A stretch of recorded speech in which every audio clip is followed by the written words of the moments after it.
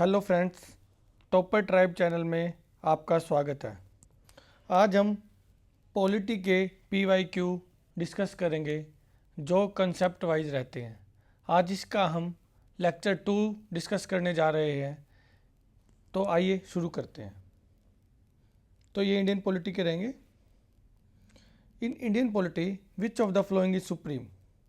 The supreme court, constitution, parliament और religion, इनमें से कौन सुप्रीम है? तो इसका आंसर रहेगा कॉन्स्टिट्यूशन। इंडिया में आप सबको पता है कि कॉन्स्टिट्यूशन इज सुप्रीम। चलो थोड़ा बहुत कॉन्स्टिट्यूशन के बारे में जानते हैं। Pillar of the constitution, constitution के 3 पिलर हैं। सबसे लेजिस्लेचर, एग्जीक्यूटिव और जुडिशरी। ठीक है, लेजिस्लेचर कौन होते हैं? Who makes the law, who makes the law. Who executive कौन होते हैं? Who implement the law, implement the law. और जुडिशरी इन दोनों को बैलेंस करने का काम करते हैं। ठीक है, और क्या करते हैं? ये जो चल रहा है, मतलब ये लेजिस्लेचर जो लॉ बना रहे हैं या एग्जीक्यूटिव जो इम्प्लीमेंट कर रहे हैं, वो अकॉर्डिंग टू कॉन्स्टिट्यूशन है कि नहीं, ये चीज़ ये जुडिशरी का काम होता है। ये सब चीज़ें देखने का कि भाई ये सब चीज़ें जो चल रही हैं, जो लेजिस्लेचर लॉ बना रहा है, एग्जीक्यूटिव उसको इम्प्लीमेंट कर रहा है, ये अकॉर्डिंग टू कॉन्स्टिट्यूशन हो रहा है कि नहीं। ठीक है, तो टाइप ऑफ लेजिस्लेचर, लेजिस्लेचर आपने सुना होगा, सेंटर के अलग होते हैं, स्टेट के अलग होते हैं। सेंटर में क्या होता है दोस्तों? MP होते हैं, और इसमें क्या होते हैं? MLA। ठीक है, मेंबर ऑफ पार्लियामेंट बोलते हैं इनको हम, मेंबर ऑफ पार्लियामेंट। ये मेंबर ऑफ पार्लियामेंट कौन कौन से होते हैं? राज्यसभा के और लोकसभा के। ठीक है, लोकसभा में होते हैं और राज्यसभा में होते हैं। सेंटर में आपने सुना होगा लोकसभा होती है, राज्यसभा होती है। ठीक है, और राज्यसभा में कितने टोटल मेंबर होते हैं? 250, और इसमें होते हैं 552। लेकिन अब हो गए हैं 550, क्योंकि जो 2 एंग्लो इंडियंस हैं वो अब 105वें अमेंडमेंट से ख़त्म कर दिए गए हैं। अब मतलब ये है कि अब टोटल हम कह सकते हैं, वैसे तो कई बार 550 भी यूज़ करते हैं, लेकिन क्वेश्चन में आप 552 ही आंसर लगाओगे कि अभी भी कितने मेंबर हैं? 552। ठीक है, और MLA आपको पता है कि आपके स्टेट लेजिस्लेचर के होते हैं, इसमें भी कई बार 2 हो सकते हैं। हाँ सर, ये और सुन लो, अब राज्यसभा को क्या बोलते हैं? अपर हाउस, और लोकसभा को क्या बोलते हैं? Lower house. ठीक है, और MLA भी, मतलब स्टेट में क्या होता है? MLA और MLC, member of legislative assembly, member of legislative council. MLA जैसे अपना यहाँ लोकसभा टाइप, और MLC राज्यसभा टाइप। इसको ही जैसे ही इसमें ये लोकसभा टाइप है तो इसको क्या बोलेंगे? लोअर हाउस, और इसको अपर हाउस। ठीक है, MLC, सब में MLC नहीं होता है, मतलब सब में लेजिस्लेटिव असेंबली तो सब स्टेट्स में होती है, लेकिन MLC सिर्फ 5 या 6 स्टेट्स में है सिर्फ, मेरे ख्याल से। क्योंकि जम्मू कश्मीर का अभी कुछ क्लियर नहीं है ना इश्यू कि उसमें MLC, वैसे तो नहीं है अब क्योंकि वो तो कैंसिल कर दी गई है। तो MLC बहुत कम स्टेट्स में है सिर्फ इंडिया में। वो हम बाद में डिस्कस करेंगे कि किन किन स्टेट्स में है, किन किन में नहीं है प्रॉपर। ठीक है, तो टाइप ऑफ एग्जीक्यूटिव भी 2 तरह के होते हैं दोस्तों, टेम्परेरी एग्जीक्यूटिव और परमानेंट एग्जीक्यूटिव। टेम्परेरी एग्जीक्यूटिव कौन सा होता है? जो MLA आपने सुने। ठीक है, जो MLA, मतलब जो MLA एज ए मिनिस्टर काम करते हैं, एज ए मिनिस्टर काम करते हैं। जैसे हमारे हो गए फाइनेंस मिनिस्टर हो गए, रेलवे मिनिस्टर हो गए। ठीक है, रेलवे मिनिस्टर हो गए। ठीक है, और हमारे ये जो, मतलब आप पता है जिनको इलेक्शन के साथ चूज़ करते हो, 5 ईयर्स के लिए होते हैं ना ये जनरली, तो इनको हम टेम्परेरी एग्जीक्यूटिव बोलते हैं। और परमानेंट एग्जीक्यूटिव हो गए जैसे हमारे IAS, IPS, ये हमारे क्या होते हैं? Permanent executive. ठीक है, तो which of the following country enjoy A federal form of government? तो इसका आंसर है USA। ठीक है, तो अब देख लेते हैं कि फेडरल होता क्या है। टाइप ऑफ गवर्नमेंट 2 तरह की होती है, यूनिटरी फॉर्म ऑफ गवर्नमेंट और federal form of government. Unitary form of government में क्या होता है? सेंटर की पावर ज़्यादा होती है, सेंटर स्ट्रॉन्ग होता है। सेंटर क्या होता है? स्ट्रॉन्ग। ठीक है, और फेडरल फॉर्म ऑफ गवर्नमेंट में क्या होता है? स्टेट स्ट्रॉन्ग होती है। स्टेट यानी जैसे अपना हरियाणा है, पंजाब है, ये स्टेट होगी। ये सेंटर स्ट्रॉन्ग होता है और इसमें स्टेट स्ट्रॉन्ग होती है। मतलब ये क्या है कि जो यूनिटरी फॉर्म ऑफ गवर्नमेंट में है मतलब सेंटर ज़्यादातर इंटरफेयर कर सकते हैं स्टेट के मामलों में कि भाई आपको ये नहीं करना, आपको ये करना है। लेकिन फेडरल फॉर्म ऑफ गवर्नमेंट में क्या होता है, स्टेट अपने डिसीजन खुद लेती है, मतलब वो सेंटर पे ज़्यादा डिपेंड नहीं रहती, तो इसलिए इसको फेडरल फॉर्म ऑफ गवर्नमेंट बोलते हैं। फेडरल फॉर्म ऑफ गवर्नमेंट में का एग्जाम्पल है यूएसए। और ठीक है, और जैसे इसमें यूएसए में क्या होता है दोस्तों, मतलब जैसे अपना जैसे न्यूयॉर्क स्टेट है, एक न्यूयॉर्क स्टेट है ना जो, वो खुद फैसले लेता है ज़्यादातर, उसमें सेंट्रल गवर्नमेंट है वो मतलब कम डिस्टर्ब करती है उसको कि भाई आपको ये नहीं करना, आपको ये नहीं करना।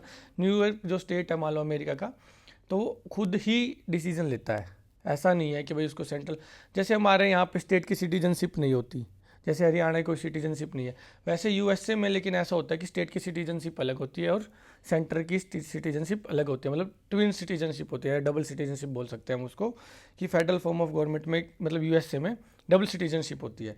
लेकिन न्यूट्री फॉर्म ऑफ गवर्नमेंट में तो आपको मैंने बताया कि सिंगल सिटीजनशिप होती है। जैसे इंडिया का एग्जाम्पल है, इंडिया का एग्जाम्पल है कि यूनिटरी फॉर्म ऑफ गवर्नमेंट का नहीं है, प्योरली तो हम यूनिटरी फॉर्म ऑफ गवर्नमेंट नहीं है, quasi federal form of government है। हम क्या बोलना है, क्वाजी फेडरल, क्योंकि हमारे यहाँ पर वो मैं आपको बताता हूँ, देखो एक मिनट रुको, जैसे कि हम डिस्कस कर लेते हैं एक बार, ये भी मैं एक बार इरेज कर लेता हूँ इसको। हाँ, तो हम क्या बात करते हैं, फेडरल और यूनिटरी गवर्नमेंट के बारे में। तो यूनिटरी फॉर्म ऑफ गवर्नमेंट मैं बताया कि सेंटर स्ट्रॉन्ग होता है, तो यूनिटरी फॉर्म ऑफ गवर्नमेंट में क्या होता है, यूनिटरी फॉर्म ऑफ गवर्नमेंट में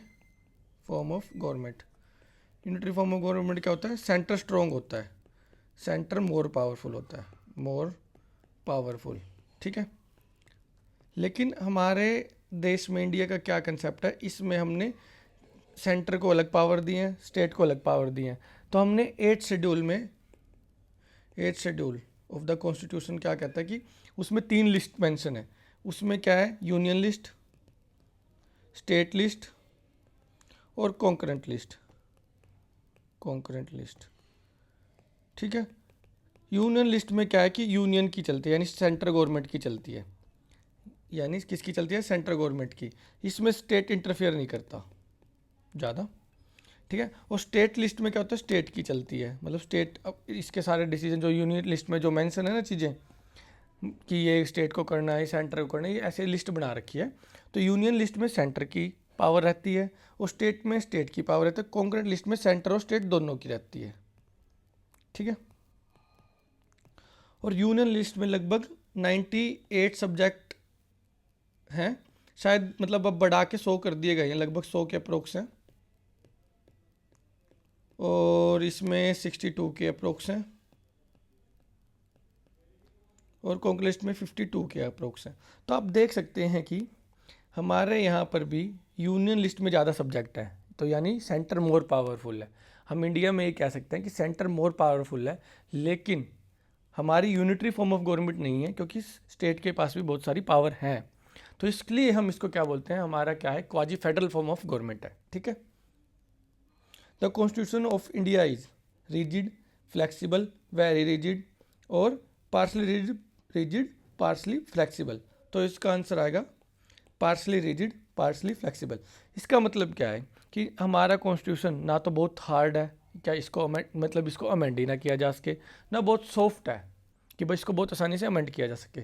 चलो इसको भी एक बार देख लेते हैं। टाइप ऑफ कॉन्स्टिट्यूशन 2 तरह के होते हैं, इससे पहले हम जान लेते हैं, रिटन कॉन्स्टिट्यूशन और अनरिटन कॉन्स्टिट्यूशन। रिटन कॉन्स्टिट्यूशन वो होता है जो प्रॉपर एक लिखा गया है, मतलब जैसे प्रॉपर बुक है, जैसे अपनी हमारे कॉन्स्टिट्यूशन में एक प्रॉपर बुक है, सब उसी चीज़ में मेंशन है।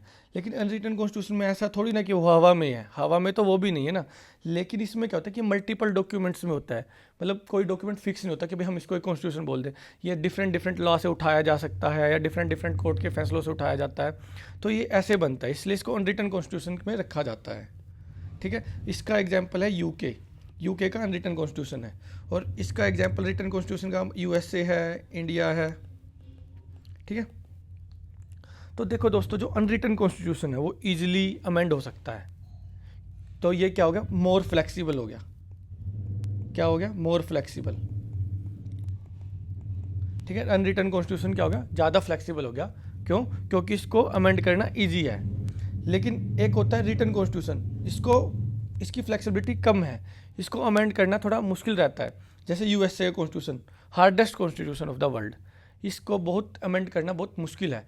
लेकिन अपने इंडिया को कॉन्स्टिट्यूशन ऐसा है कि ना तो इसको अमेंड करना ज़्यादा मुश्किल है ना ज़्यादा आसान है, इसलिए इसको हम कहते हैं कि ये क्या है, पार्सली रिजिड और पार्सली फ्लेक्सिबल है। ठीक है,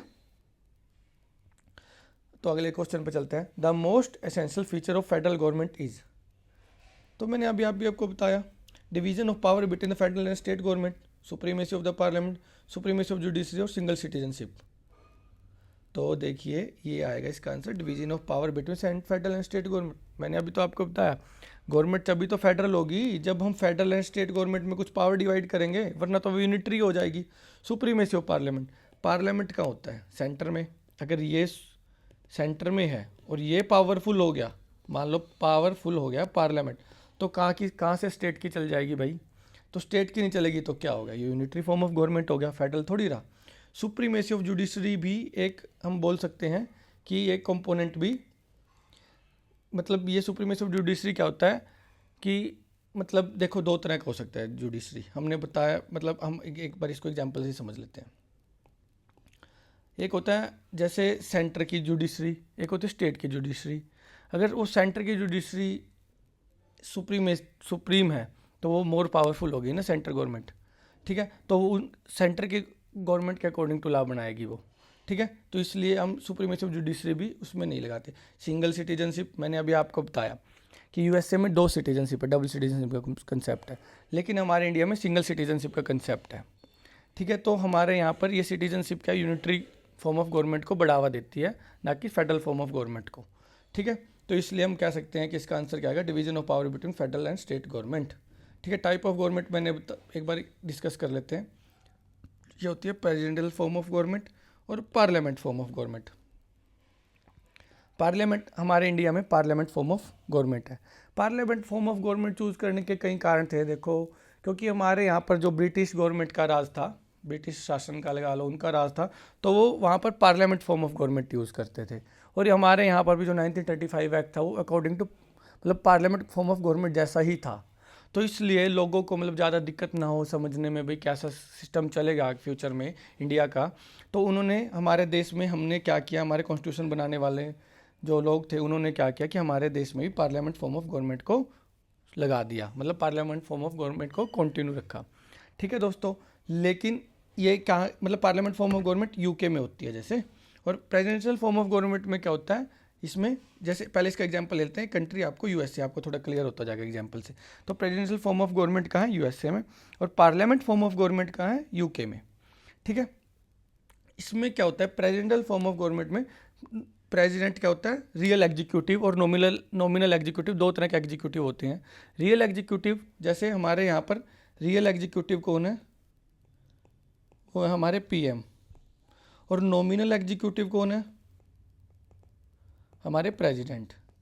ठीक है, और लेकिन यूएसए में क्या होता है, रियल एग्जीक्यूटिव कौन होता है, रियल एग्जीक्यूटिव कौन होता है, वो होता है प्रेसिडेंट। ठीक है, हाँ ठीक है, इसमें प्रेसिडेंट फॉर्म ऑफ गवर्नमेंट में और मतलब जो सेपरेशन ऑफ पावर है वो कैसे होता है वो भी देख लेते हैं एक बार। ये सेपरेशन ऑफ पावर ये तो हमने डिस्कस कर चुके हैं वैसे, वही फेडरल फॉर्म ऑफ गवर्नमेंट वाला, तो इसको हम एक बार, एक मिनट रुको, इसको हटा देते हैं, तो आगे हम डिस्कस करेंगे। The presidential form of government operate on the principle of, ये दोबारा आ गया क्या, चलो ये तो डिस्कस कर लिया है। हाँ, तो सेपरेशन ऑफ पावर मैं आप बता रहा था आपको, लेजिस्लेचर, एग्जीक्यूटिव और जुडिशरी, ये हम एक बार डिस्कस कर लेते हैं कि पार्लियामेंट फॉर्म ऑफ गवर्नमेंट में क्या होता है। पहले ये डिस्कस करेंगे, फिर प्रेसिडेंट फॉर्म ऑफ गवर्नमेंट में डिस्कस करेंगे। पार्लियामेंट में क्या होता है, लेजिस्लेचर और एग्जीक्यूटिव डिपेंडेंट होते हैं ईच अदर पे, मतलब एक दूसरे पर डिपेंड होते हैं। ठीक है, जैसे आप लोगों को पता ही है कि पहले हमने किसको चूज़ किया, एमपी को चूज़ किया, उन्हीं एमपी में से हमने मतलब अपने लेजिस्लेचर को चूज़ किया, उन्हीं एमपी में से कोई मतलब जो आपने अपने एमपी भेजे हैं पार्लियामेंट में, मेंबर ऑफ पार्लियामेंट, उन्हीं एमपी में से कोई एग्जीक्यूटिव बना है। जैसे मान लो कोई भी है, ठीक है, मान लो निर्मला सीतारमन जी हमारे फाइनेंस मिनिस्टर हैं, वो कहीं से तो चूज़ किए गए हैं ना। ठीक है, वो चाहे लोकसभा की हैं या राज्यसभा की हैं, वो कहीं से चूज़ की गई हैं। ठीक है, उसके बाद वो पहले लेजिस्लेचर बनी है, फिर वो एग्जीक्यूटिव बनी है। यानी क्या हुआ कि लेजिस्लेचर पर एग्जीक्यूटिव डिपेंड करते हैं, इस पार्लियामेंट फॉर्म ऑफ गवर्नमेंट में। और दूसरी तरह क्या डिपेंड करते हैं ये, मान लो अब जब तक लेजिस्लेचर की मेजोरिटी है लोकसभा में तभी तक ये एग्जीक्यूटिव रह सकते हैं ना। अगर मान लो लेजिस्लेचर अपना मतलब फैसला बदल लेते हैं तो वो मान लो और लोकसभा में इनकी मेजोरिटी नहीं रहती, मतलब क्या होता है लोकसभा में जब तक लोकसभा में मेजोरिटी ख़त्म हो जाती है, मेजोरिटी ख़त्म हो जाती है गवर्नमेंट की, तो एग्जीक्यूटिव को इस्तीफा देना पड़ जाएगा, ठीक है, तो एग्जीक्यूटिव अपनी पोस्ट को छोड़ना पड़ेगा। तो इसका मतलब क्या हुआ कि एग्जीक्यूटिव लेजिस्लेचर पर डिपेंडेंट हैं, ठीक है ना। मैंने दोनों चीज़ें आपको बताई कि लेजिस्लेचर, पहले तो लेजिस्लेचर ही एग्जीक्यूटिव बनते हैं, ठीक है। दूसरा कि क्यों डिपेंडेंट है कि लेजिस्लेचर एग्जीक्यूटिव पे, क्योंकि वो उनको अगर मेजोरिटी ख़त्म करके उनको पद से हटा भी सकते हैं, ठीक है। एक जुडिशरी हमारे यहाँ पर इंडिपेंडेंट है, ये इन दोनों पर डिपेंड नहीं करती, ठीक है। तो हमने देखा कि हमारा देश में, इंडिया में पार्लियामेंट्री फॉर्म ऑफ गवर्नमेंट है, लेकिन इसमें वाटर टाइट सेपरेशन नहीं है। वाटर टाइट सेपरेशन मतलब क्या होता है कि लेजिस्लेचर अलग अपना काम करती हैं, एग्जीक्यूटिव अपना काम करती है और जुडिशरी अपना काम करती है। इसका मतलब क्या हुआ कि ये तीनों अपने अपने काम करती हैं और कोई भी एक दूसरे को इंटरफेयर नहीं करता, ठीक है दोस्तों। तो लेकिन हमारे यहाँ पर वाटर टाइट सेपरेशन नहीं है, इसमें हम क्या है कि एक दूसरे पर डिपेंडेंट हैं। लेकिन प्रेसिडेंशियल फॉर्म ऑफ गवर्नमेंट में क्या होता है, एक बार मैं इसको रेज कर लेता हूँ। प्रेसिडेंशियल फॉर्म ऑफ गवर्नमेंट में क्या रहता है कि ये एक दूसरे पर डिपेंड रहते हैं, नहीं एक दूसरे पर डिपेंड नहीं रहते। जैसे उसमें क्या होता है, जो लेजिस्लेचर क्या बनाता है, लॉ, और एग्जीक्यूटिव क्या करता है, मैंने बताया इम्प्लीमेंट करता है लॉ को, ठीक है। और जुडिशरी का वही काम जो मतलब जो एग्जीक्यूशन हुआ है, जो लेजिस्लेशन का काम हुआ है वो अकॉर्डिंग टू कॉन्स्टिट्यूशन हुआ है कि नहीं, वही चेक करना, यानी चेक एंड बैलेंस का काम, ठीक है। तो प्रेसिडेंशियल फॉर्म ऑफ गवर्नमेंट में क्या होता है दोस्तों, प्रेसिडेंशियल फॉर्म ऑफ गवर्नमेंट में क्या होता है, जो लेजिस्लेचर है, जो एग्जीक्यूटिव है, वो इंडिपेंडेंट होते हैं एक दूसरे पे, ये इन पर डिपेंड नहीं करते, ये एक दूसरे पे इंडिपेंडेंट होते हैं, मतलब लेजिस्लेचर पर एग्जीक्यूटिव डिपेंड नहीं करते। जो लेजिस्लेचर ने लॉ बना दिया वो बना दिया, जो एग्जीक्यूटिव ने लॉ, उसी लॉ को उनको एग्जीक्यूटिव करना है बस, ठीक है। मतलब ये लेजिस्लेचर अब एग्जीक्यूटिव को कभी हटा नहीं सकते। जो इनकी टर्म है, मान लो अमेरिकन प्रेसिडेंट की 4 ईयर टर्म है, तो उनको कोई हटा नहीं सकता, लेजिस्लेचर चाहे कुछ भी कर लें वो उनको हटा नहीं सकते। लेकिन हमारे केस में मैंने आपको बताया था कि अगर लेजिस्लेचर चाहे तो हमारे पीएम जो है इस टाइम उनको भी हटा सकते हैं। लेकिन प्रेसिडेंशियल फॉर्म ऑफ गवर्नमेंट में क्या होता है कि प्रेसिडेंट को लेजिस्लेचर हटा नहीं सकते, ठीक है, क्योंकि वो डायरेक्टली चूज बाय पीपल होते हैं। हमारे यहाँ पर ऐसा नहीं होता, प्रेसिडेंट तो हम चूज़ करते ही नहीं, और हम प्राइम मिनिस्टर भी चूज़ नहीं करते हम, क्योंकि हम तो लेजिस्लेचर चूज़ करते हैं अपना, ठीक है, वो हमारे लिए आगे पीएम चूज़ करते हैं, ठीक है। तो इसमें क्या मैंने आपको फ़र्क बताया कि पार्लियामेंट फॉर्म ऑफ गवर्नमेंट में क्या होता है, ये एग्जीक्यूटिव और लेजिस्लेचर डिपेंडेंट होते हैं एक दूसरे पर, और इसमें इंडिपेंडेंट होते हैं पार्लियामेंट्री फॉर्म ऑफ गवर्नमेंट में। लेकिन presidential form of government more stable हुई ना, आप लोग समझ पा रहे हो ना, क्योंकि उसमें सब स्टेबल है, वो 4 साल उसके पक्के हैं, उसको कोई नहीं हटा सकता। लेकिन हमारे देश में ऐसा हो सकता है ना कि कभी भी सरकार गिर सकती है अगर उसकी मेजोरिटी खत्म हो जाती है। तो प्रेसिडेंशियल फॉर्म ऑफ गवर्नमेंट क्या हुई, मोर मतलब सेफ हुई एक तरह से, या फिर एक परमानेंट फॉर्म ऑफ गवर्नमेंट हुई। लेकिन एक बहुत रिजिड गवर्नमेंट होती है ये, मतलब एग्जीक्यूटिव अब कोई भी डिसीजन ले सकता है, ठीक है ना, और लेजिस्लेचर को भी कुछ भी डिसीजन ले सकते हैं। लेकिन हमारे यहाँ पर पार्लियामेंट फॉर्म ऑफ गवर्नमेंट में ऐसा नहीं होता, जनता के लिए लोगों को ज़्यादा सोचना पड़ता है। मतलब हम बोल रहे हैं तो parliament form of government more representative है और presidential form of government less representative होती है, ठीक है। How many article consist in the Indian constitution, तो अभी 448 आर्टिकल्स हैं। जब कॉन्स्टिट्यूशन बना तो 395 आर्टिकल थे, लेकिन अब 448 हैं, ठीक है। 8 शेड्यूल थे, अब 12 शेड्यूल हैं, ठीक है दोस्तों। Article 280 finance commission,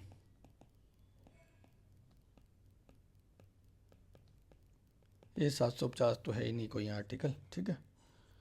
the English crown example of nominal executive, मैंने अभी आपको बताया कि देखिए 2 तरह के एग्जीक्यूटिव होते हैं, हमारा डिस्कशन हो चुका है कि कौन कौन से होते हैं, रियल एग्जीक्यूटिव और नॉमिनल एग्जीक्यूटिव।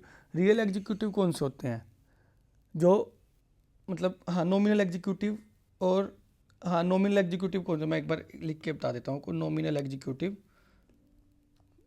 देखिए जो प्रिंस मतलब जो क्राउन है, इंग्लिश क्राउन, वो किसी लोगों ने तो चूज़ नहीं किया है, तो वो ठीक है, पहली बात तो ये। दूसरी बात है कि उनके हाथ में ज़्यादा पावर भी नहीं होती है, जैसे हमारे प्रेसिडेंट के पास इतनी ज़्यादा पावर नहीं होती, जबकि प्राइम मिनिस्टर पे ज़्यादा पावर होती है। तो इसी तरह से वहाँ पे प्रेसिडेंट नहीं होता, मतलब प्रेसिडेंट तो होता है लेकिन वो इंग्लिश क्राउन भी होता है वहाँ पर। तो इंग्लिश क्राउन में उतनी ज़्यादा पावर नहीं होती है जितनी हमारे यहाँ पर प्राइम मिनिस्टर में होती है। ठीक है, तो वो जैसे हमारे वो वहाँ पर क्या होता है, जैसे इंग्लिश क्राउन है ना, वो इंग्लिश क्राउन और हमारे प्रेसिडेंट जैसे होते हैं।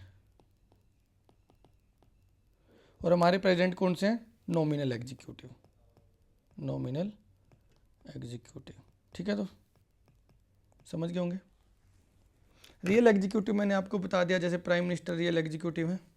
हमारे यहाँ पर कोई भी पार्लियामेंट्री फॉर्म ऑफ गवर्नमेंट में होता है वो प्राइम मिनिस्टर रियल एग्जीक्यूटिव होते हैं और president nominal executive. Which of the following is not an element of the state? Army is the not element of the state. Which of the flowing official document is related with India? तो इसका answer आएगा white paper. Which of the flowing official document related in India? इसका answer है white paper. The declaration of that democracy is a government of the people, by the people, for the people, made by. तो इसमें क्या है? लोकतंत्र जनता द्वारा, जनता के लिए सरकार है। यह घोषणा किसने की थी? इसका आंसर है अब्राहम लिंकन। तो गवर्नमेंट जो डेमोक्रेसी होता है, government of the people, by the people, for the people, तो ये किसने बोला था? अब्राहम लिंकन जी ने। ठीक है, तो ठीक है, आज हम यहीं पर लेक्चर ख़त्म करते हैं। Thank you very much. आप लोगों ने बहुत सपोर्ट किया है हमारा, और ऐसे ही करते रहें। और लाइक करें, शेयर करें, सब्सक्राइब करें, और जो भी आपको लगता है कि इम्प्रूवमेंट की ज़रूरत है उसके लिए कमेंट करें। Thank you very much.